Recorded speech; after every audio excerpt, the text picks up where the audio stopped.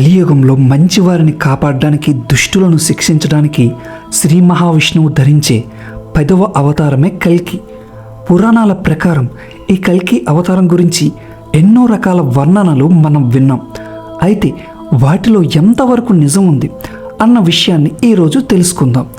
ఎందుకంటే ఇప్పుడు నాగ్ అశ్విన్ తెరకెక్కించిన ప్రభాస్ నటించిన కల్కి చిత్రం గురించి సర్వత్రా చర్చ జరుగుతుంది. దీంతో అసలు కల్కి ఎవరు, కలియుగాంతంలో కల్కి నిజంగా అవతరిస్తారా అన్న విషయంపై అందరూ ఆన్లైన్లో తెగ వెతికేస్తున్నారు. అటువంటి అందరి కోసం అసలు కల్కి అవతారం అంటే ఏమిటి, మన పురాణాల్లో ఆ అవతారం యొక్క విశిష్టత ఏమిటి, కలియుగాంతంలో ఏం జరుగుతుంది అన్న విషయాల గురించి మనం ఇప్పుడు తెలుసుకుందాం. పదండి. కల్కి అవతారం గురించి తెలుసుకోవడానికి ముందు కల్కి అనే పదం అర్థం ఏమిటో తెలుసుకుందాం. కల్కి అంటే కల్మషాన్ని పోగొట్టేది అని అర్థం. మహావిష్ణువు కలిపురుషుడి పాపాల నుంచి భూమిని రక్షించడానికి, అధర్మాన్ని నిర్మూలించడానికి ఎత్తే ఈ అవతారమే కల్కి.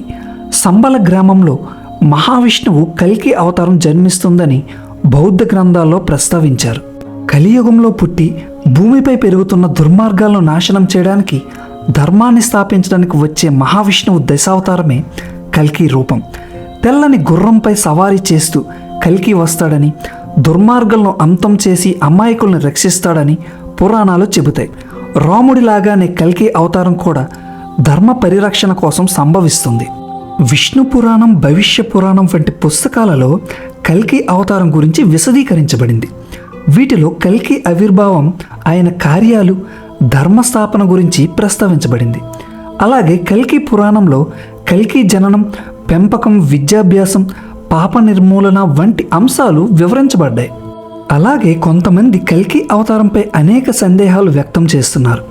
ఈ అవతారం నిజంగా జరుగుతుందా, ఇదేమన్నా కల్పననా అనే అనుమానాలు అక్కడక్కడ ఉన్నాయి. కానీ పురాణాలు, వేదాలు, శాస్త్రాలు కల్కి అవతారాన్ని స్పష్టంగా పేర్కొన్నాయి. కల్కి అవతారం ఎప్పటికి జరగబోతుందో అంచనా వేయడం కష్టం. కానీ పురాణాలు చెప్పినట్లు కలియుగంలో 4,32,000 సంవత్సరాల తర్వాత కల్కి అవతారం జరిగే అవకాశం ఉంది. అంటే కలియుగం చివరిలో కల్కి అవతారం పుట్టనున్నాడు. అయితే దీనిపై చాలామంది చాలా వాదనలు వినిపిస్తారు. ఇదిగో విశ్వమంతమైపోతుంది అంటే అదిగో అంటూ కొంతమంది సినిమాలు కూడా తీసేస్తున్నారు. బ్రహ్మంగారు చెప్పినట్లు కొన్ని జరిగితే కలియుగాంతం వచ్చింది అని కొందరు భావిస్తారు. ఈ విషయాన్ని తోసిపుచ్చిన వారు ఉన్నారు. అయితే ఇంకా కలియుగాంతం ఎప్పుడు అన్న విషయంపై ఖచ్చితమైన లెక్కలు ఎవ్వరూ చెప్పలేకపోతున్నారు.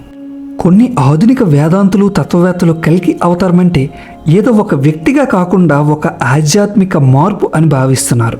ఈ ఆధ్యాత్మిక మార్పు ద్వారా మనుషులు ధర్మ మార్గంలోకి ప్రవేశిస్తారని వారు భావిస్తున్నారు. భక్తులు కల్కి అవతారంపై చాలా విశ్వాసంతో ఉన్నారు.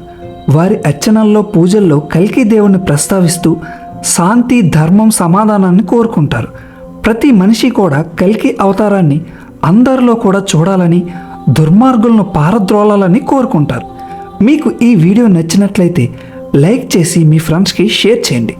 మరిన్ని అద్భుతమైన ఆధ్యాత్మిక విషయాలు తెలుసుకోవాలంటే మా ఛానల్ని సబ్స్క్రైబ్ చేయండి. Thank you. జై హింద్.